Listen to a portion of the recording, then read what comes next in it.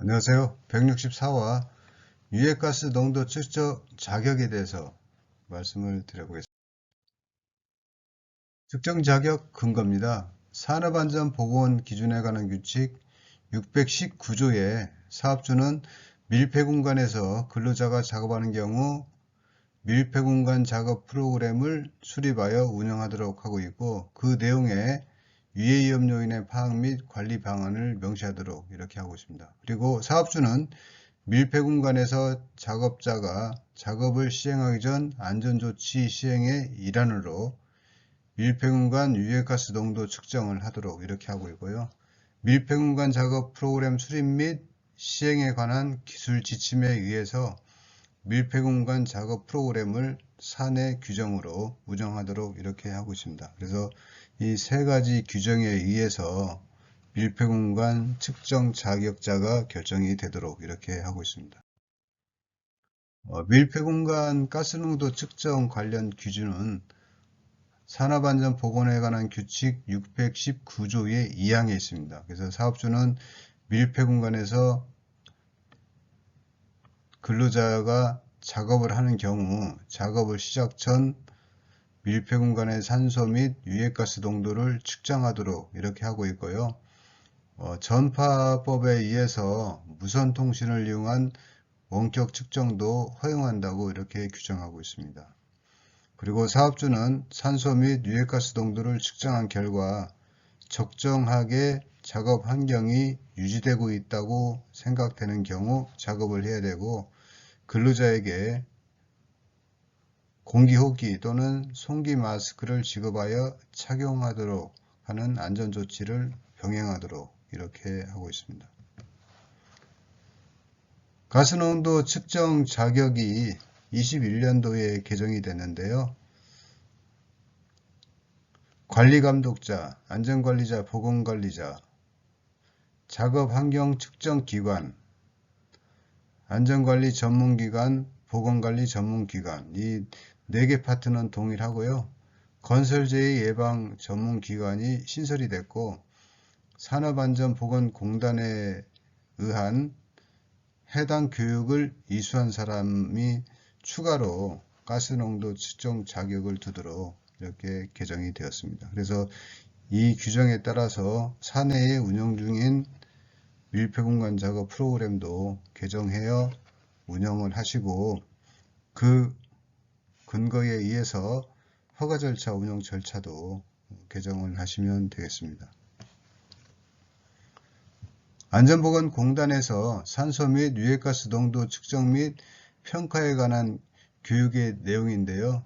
교육은 3시간 정도 구성이 되어 있고, 주요 내용으로는 밀폐공간 작업안전 기준 및 재해 사례와 예방 대책, 그리고 복합가스 농도 측정기의 활용 실습, 이렇게 하도록 이렇게 하고 있습니다. 그래서 이 해당 교육을 이수한 자가 가스농도 측정 자격이 되겠습니다.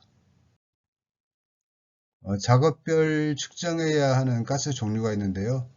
화기작업은 인화성가스, 밀폐공간 출입작업은 관련 가스를 측정하도록 이렇게 하고 있기 때문에 보통은 복합가스 농도 측정기로 현장에서 측정을 하시면 되겠습니다. 가스농도 측정 기준은 인화성가스는 25%AL, 산소는 18에서 23.5% 미만, 일산화탄소는 30ppm 미만, 이렇게 운영을 하시면 되겠습니다.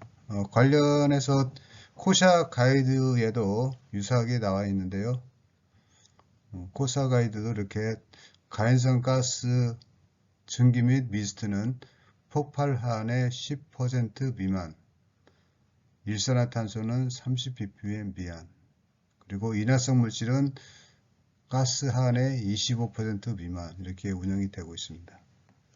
그래서 이 기준에 의해서 허가 절차도 유해가스 농도 측정 결과를 기록하는 항목에 허가 기준 공기의 농도를 기록하시고, 측정자의 자격도 기록하신 다음에 측정자가 측정을 해서 그 허용 농도 이내인지 확인 후에 작업을 하도록 이렇게 운영을 하셔야 됩니다. 측정 자격에 대한 고민을 좀 해봤습니다. 밀폐공간 작업 같은 경우는 관리감독자, 안전관리자, 해당 교육 이수자가 측정을 보통 일반적으로 하고 있습니다. 근데 관리감독자 같은 경우는 작업자와 겸직하는 경우가 있습니다. 그래서 작업도 하시고 관리감독자도 하시는 경우, 이 경우는 이해가 상충이 되기 때문에 가스농도 측정 자격으로는 불가하다고 판단이 됩니다. 그래서 이 사항은 행정기관에서 행정지도 또는 과태료 부과 사례도 있기 때문에 불가능한 상태고요. 나머지 작업 지휘자가 겸직하는 경우는 다소 가능하다는 판단이 되고요. 가능하면 관리감독자도 법정 교육을 이수한 자가 가스농도를 측정을 하도록 이렇게 하시면 되겠습니다. 안전관리자 같은 경우는 법적으로 선임되지 않은 부서별 안전 담당자도 있는데요. 안전 담당자는 측정 자격이 안 됩니다. 그리고 해당 교육을 이수한 자가 해야 되는데 유사교육, 유사통신교육을 이수한 자가 그 교육 증빙을 가지고 현장에 비치해서 측정하는 경우가 있는데 이 또한 측정 자격이 없습니다.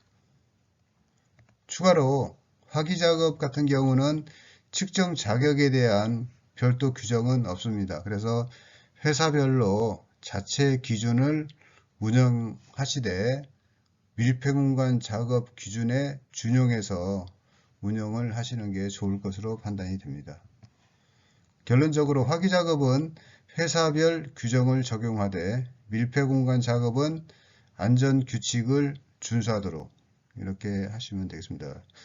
그 이유는 밀폐공간에서 중대 사고가 많이 발생이 되기 때문에 밀폐공간 작업은 그 산업안전보건에 관한 규칙을 운영을 이렇게 적용을 하시면 되겠습니다. 측정 시 유의사항입니다. 모니터링 설비 활용인데요. 설치형 모니터링 설비 활용할 때는 측정 지점과 작업 지점이 상이한 경우는 고민을 좀 해보셔야 됩니다. 그리고 검교정된 측정기로 측정 후 작업을 시행하도록 이렇게 하시면 되겠습니다. 유의사항으로는 측정 전 그 신뢰성을 확인을 해야 됩니다. 그래서 측정 전에 클린가스 구역에서 시험 측정 후 그 결과를 확인 후에 작업 구역에 들어가서 측정을 하시면 되겠습니다. 측정 방법은 측정, 환기, 측정 이렇게 하도록 규정이 개정이 되었습니다. 밀폐공간 외부에서 측정하는 것을 원칙으로 하되 측정자는 안전에 유의하시면 되겠습니다. 긴급 사태에 대비해서 측정자의 보조자를 배치하고 보조자도 구명 밧줄을 준비하셔야 됩니다. 그리고 밀폐 공간에 들어가 작업을 위해서 측정할 경우 측정자 및 보조자는 밀폐 공간에 측정 전이라 그 출입 요건이 안 되기 때문에 관련 개인 보호구를 반드시 착용하고 출입하도록 이렇게 하시면 되겠습니다. 밀폐공간 작업 프로그램 수립 및 시행에 관한 기술 지침 코시아 가이드인데요. 여기에서는 21년도 12월 달에 개정된 사항인데요. 환기 최적을 확대했습니다. 그래서 5배에서 10배. 환기 순서는 측정 후에서 측정 전 후로 이렇게 개정이 되었습니다. 그래서 출입 전 산소 및 유해가스 농도 측정 후에 환기를 하고 환기량은 밀폐공간 최적의 10배, 그러니까 충분히 환기를 하도록 하고 있고요. 환기가 끝난 다음에 또 유해가스 농도를 측정해서 관리 기준 이내인 경우 작업 허가를 하도록 하고 있고 감시인을 배치하도록 이렇게 하고 있습니다. 개정 전의 절차 프로세스를 보시면 출입 조건을 설정하고 출입 전 산소 및 유해가스 농도를 측정해서 환기를 하고 그 다음에 관련 절차에 따라서 작업을 하도록 이렇게 하고 있는데요. 이 사이에 유해가스 농도를 다시 한번 측정하는 것으로 21년 12월 달에 개정이 되었습니다. 그래서 이 절차에 따라서 작업 허가 절차, 밀폐공간 작업 프로그램을 사내 운영 중인 것을 개정을 해서 운영을 하시면 되겠습니다. 예, 이상 화기작업과 밀폐공간 중 밀폐공간이 사고 발생의 위험이 높기 때문에 법에서 규정하고 있는 가스농도 측정자를 반드시 준수해서 운영을 하시는 게 좋을 것으로 판단이 됩니다. 예, 수고하셨습니다.